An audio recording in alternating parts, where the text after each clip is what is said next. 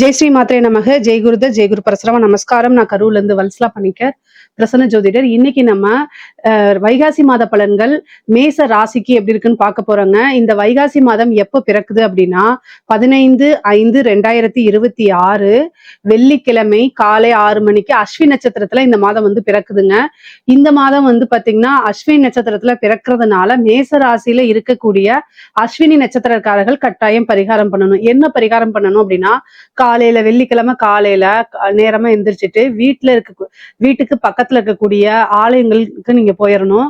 அந்த கோவில்ல போயிட்டு சாமி கும்பிட்டுட்டு நீர்மோறு அங்க வரக்கூடியவங்களுக்கு தானம் கொடுக்கலாம். நீர்மோறு, பானகம், அதே மாதிரி ஏழை எளியவர்களுக்கு செருப்பை நீங்க வாங்கி தானமா கொடுக்கலாம். இதனால என்ன அப்படின்னா ஒரு வருடம் முழுவதுமே பணத்தட்டுப்பாடு அப்படிங்கிறது வரவே வராது. அதே மாதிரி உடல்நிலையில எந்த பிரச்சனைகளும் வராம இருக்கும். நீங்க செய்யக்கூடிய தொழிலும் நல்லபடியா வளர்ச்சிகள் இருக்கும். பொதுவாவே தான தர்மங்கள் அப்படிங்கக்கூடியது உங்களை மட்டும் இல்ல உங்க குடும்பத்தாரையும் நல்லபடியா வாழ வைக்கும். வம்சத்தை நல்ல வாழையா செழிச்சு வளர வைக்குங்க. அதனால உங்களால என்ன முடியுதோ அதை நீங்க செஞ்சா போதும். அட்லீஸ்ட் ஒரு நீர்மோறு ஒரு 5 பேத்துக்காவது தானம் கொடுங்க. அது ரொம்ப சிறப்பு. நீர்மோரோ அல்லது பானகமோ இல்ல உங்களால செருப்பு வாங்கி தானமா கொடுக்க முடியும் அப்படின்னாலும் நீங்க தாராளமா பண்ணலாங்க.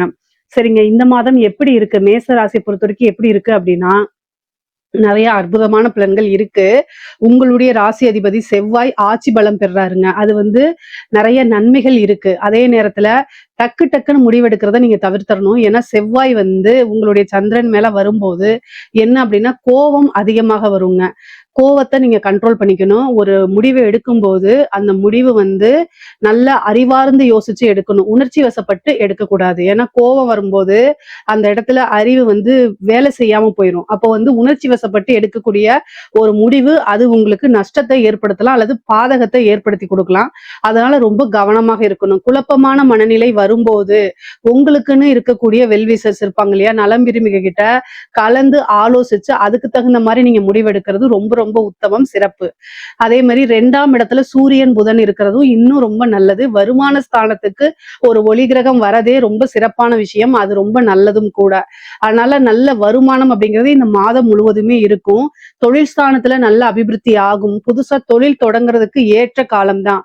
பொதுவா இப்ப 7.5 சனி இருக்கு இல்லைங்களா, இந்த மாசத்துல வந்து வைகாசி மாதம் 15ஆம் தேதிக்கு மேல குரு வந்து உங்களுக்கு 10ஆம் இடத்தையும் பார்ப்பாரு. அதே மாதிரி சனியையும் பார்க்கிறாரு. 10ஆம் ஸ்தான அதிபதியும் பார்க்கிறாரு. அதனால தொழில் வந்து நல்ல அமைப்புகளை கொடுத்தாலும் 7.5 சனிங்கிறது உங்களுக்கு பாதகத்தையோ கஷ்டத்தையோ கொடுக்காது. குருபலம் வந்துருது. என்னங்க குருபலம் வருதான்னு கேட்காதீங்க. சனிக்கு வந்து பாத்தீங்கன்னா குரு பார்வையிடுறாரு. அப்ப குரு சனியை பார்க்கும்போது அந்த 7.5 சனி அப்படிங்கிறது உங்களுக்கு வேலை செய்யாது. அப்ப 7.5 சனி வேலை செய்யலைனாலே நிறைய நன்மைகள் இருக்கு அப்படிங்கிறது அர்த்தம். இப்ப தொழிலை பொறுத்த வரைக்கும் இந்த மாசம் நீங்க புதுசா தாராளமா ஸ்டார்ட் பண்ணலாம். உங்களுடைய ஜாதகத்துல தொழில் ஸ்தானம் எப்படி இருக்கு, தொழில் ஸ்தான அதிபதி எப்படி இருக்கு, இப்போ என்ன தசாபுத்தி போகுது, இதை எல்லாமே பார்த்துட்டு அதுக்கப்புறம் ஸ்டார்ட் பண்ணிக்கோங்க. உங்களுக்குன்னு ஒரு ஃபேமிலி ஜோசியர் இருந்தா அவர்கிட்ட கன்சல்ட் பண்ணிட்டு நீங்க ஸ்டார்ட் பண்ணுங்க. ஆனா தொழில் மூலியமா நல்ல லாபம், நல்ல வருமானம் இதெல்லாம் எதிர்பார்க்கலாம். ஆல்ரெடி தொழில் பண்ணிட்டு இருக்கவங்களுக்கும் நல்ல வளர்ச்சியான காலம் தான். நல்ல நிரந்தரமான வருமானங்கள் வரதுக்கு உண்டான அமைப்புகள் இருக்கு. உத்தியோகத்துல இருக்கவங்களுக்கு நல்ல ப்ரொமோஷன் கிடைக்கிறதுக்கு வாய்ப்பு இருக்கு. ஏன்னா 6 புதன் 2ஆம் இடத்துல இருக்காருங்க. அப்ப வந்து 2ஆம் இடத்துல சூரியன் கூட சேர்ந்திருக்கும் போது எதிர்பாராத வகையில நல்ல ஒரு இன்கம் அப்படிங்கிறது உறுதியாக இருக்கு. அது போக வந்து காசு பணம் எல்லாம் வரும். ப்ரமோஷன் அப்படிங்கிறது எதிர்பாராத வகையில, ஏன்னா 2ஆம் இடத்துல இருக்கும்போது திடீர்னு ஒரு எதிர்பாராத வகையில வருங்க. முக்கியமா உத்தியோகத்துல இருக்கவங்களுக்கு இந்த நிபுணத்துவ யோகம்னு ஒண்ணு இருக்கு. சூரியன் புதன் சேர்க்கையே நிபுணத்துவ யோகம் அப்படிங்கிறது பேரு. இந்த நிபுணத்துவ யோகத்தினால என்ன பலன் அப்படின்னா, நீங்க செய்யக்கூடிய விஷயங்கள் பிரபலியமாகும், பாராட்டப்படும். உங்களுடைய மேனேஜ்மெண்ட் வந்து என்ன பண்ணுவாங்க, உங்களுக்கு ஒரு ரெகக்னைஸ கொடுப்பாங்க. இவ்வளவு நாள் அது வெளியில தெரியலன்னா கூட நீங்க செஞ்ச இவ்வளவு நாளா போட்ட உழைப்பு, இவ்வளவு நாளா போட்ட எஃபர்ட்ஸுக்கு இந்த டைம்ல ஒரு ரெகக்னைஸ் கிடைக்கும். உங்களுக்குன்னு ஒரு நல்ல பிளேஸ் கிடைச்சிரும். அதனாலேயே நல்ல மன மகிழ்ச்சியோட நீங்க இந்த மாதம் வந்து கட்டாயம் இருப்பீங்க. முக்கியமா உணர்ச்சி வசப்பட்டு எந்த ஒரு விஷயத்தையும் பேசக்கூடாது. இதுல மட்டும் கவனமாக இருந்துக்கணும். ஏன்னா அதுக்கு காரணம் உங்களுடைய ராசி அதிபதி செவ்வாய் உங்க ராசியை பார்க்கறது மட்டும் இல்லாம அஷ்டமஸ்தானத்தையும் பார்க்கிறாரு. அதனால உங்களுடைய செயல்களை செய்யும் போது ரொம்ப காமா செய்யணும். நிறைய மெடிடேஷன் பண்ணணும். ஒரு தடவைக்கு 2 தடவை பிராக்டிஸ் பண்ணிக்கணும். நம்ம செய்யக்கூடிய விஷயங்கள் நன்மையா, தீமையா, பாதகமா, சாதகமான்னு நீங்களே என்ன செய்யணும்? நல்லா முடிவு பண்ணிக்கணும். கலந்து ஆலோசிச்சு செய்யுங்க. தெளிவா செய்யுங்க. பொறுமையா செய்யுங்க எல்லா விஷயத்தையுமே. ஒரு முடிவெடுக்கிறது அப்படின்னாலும் சரி, ஏதாவது ஒரு வீடு வாங்குறதுனாலும் சரி, பொறுமையா செய்யுங்க. அதே மாரி இந்த மாதம் வந்து நெறைய பேருக்கு வீடு, வாகனங்கள் வாங்கக்கூடிய அமைப்புகள் இருக்கு. மேச ராசிய பொறுத்தவரைக்கும் 4ஆம் இடத்துல குரு வராரு. அதே மாரி உங்களுக்கு வந்து சூரியனும் பலமா இருக்கிறாரு இந்த மாதம். 2ஆம் இடத்துல. அப்போ வரக்கூடிய வருமானத்துல ஏதாவது ஒரு விஷயத்துல இன்வெஸ்ட் பண்ணலாம் நீங்க. லேண்ட் வாங்கி போடுறது, தொழிலுக்காக ஒரு வாகனம் வாங்குறது, தொழிலுக்காக இடம் வாங்குறது, இல்ல சொந்த பர்பஸ்க்காக இடம் வாங்கக்கூடியது, இந்த மாதிரி அமைப்புகள் உங்களுக்கு இருக்கு. மேச ராசியில இருக்கக்கூடிய பெண்களை பொறுத்த வரைக்கும் நல்ல அற்புதமான பலன்கள் தான் நான் சொல்லுவேன். செவ்வாய் ஆட்சி பலம் பெறும்போது கணவர் வழி ஆதாயம் அதிகமாக இருக்கு. கல்யாணம் ஆகாத பெண்களா இருந்தா சகோதர வழி ஆதரவுகள் இருக்கு. செவ்வாய் கணவரையும் குறிக்கக்கூடிய கிரகம், அதே மாதிரி சகோதரரையும் குறிக்கக்கூடிய கிரகமா இருக்கனால கணவர் அல்லது சகோதர வழி ஆதரவுகள் பெண்களுக்கு அதிகமாக இருக்கு. அதே மாதிரி அஷ்டமஸ்தானத்தை செவ்வாய் பார்க்கறனால வண்டி வாகனங்கள்ல ஓட்டும் போது ரொம்ப ஜாக்கிரதையா கேர்ஃபுல்லா போறது ரொம்ப ரொம்ப நல்லது. முக்கியமான பலன்கள் என்ன அப்படின்னா, ஆடை ஆபரண சேர்க்கை உங்களுக்கு உண்டு. நீங்க செய்யக்கூடிய விஷயங்கள் எல்லாமே சக்சஸ குறிக்கக்கூடியது. நல்ல வருமானம் பார்க்கக்கூடியது. பேசக்கூடிய வார்த்தைகள்ல நிதானமும் தெளிவும் கட்டாயம் அவசியம். அஷ்டமஸ்தானம் ஏதாவது ஒரு அவமானங்களை கொடுத்துரும். அதனால கவனமாக நீங்க பேசணும். பேசக்கூடிய வார்த்தையே உங்களுக்கு ஆப்போசிட்டா மாறாத மாதிரி நீங்க பேசணும். அவ்வளவுதான். 7.5 சனியோடைய பாதிப்புகள் பெரிய லெவல்ல உங்களுக்கு இருக்காது. இஷ்ட தெய்வ வழிபாடு பண்ணிக்கோங்க. குலதெய்வ வழிபாடு பண்ணிக்கோங்க. புதுசா ஏதாவது ஸ்டார்ட் பண்ணணும்னு நினைச்சீங்கன்னா அதுக்கு தகுந்த மாதம் தான் இந்த மாதமா இருக்கனால தாராளமா நீங்க ஸ்டார்ட் பண்ணலாம். அதுல சக்சஸும் ஆவீங்க. முக்கியமா வந்து என்னன்னா, கலைத்துறை சார்ந்தவங்களுக்கு நல்ல வளர்ச்சி. ஏன்னா 2ஆம் இடத்துல சூரியன் இருக்கும்போது நிரந்தரமான வருமானம்னு சொல்லுவாங்க. அதே மாதிரி பேரு புகழுக்கெல்லாம் வந்து சூரியன் தான் காரணம்.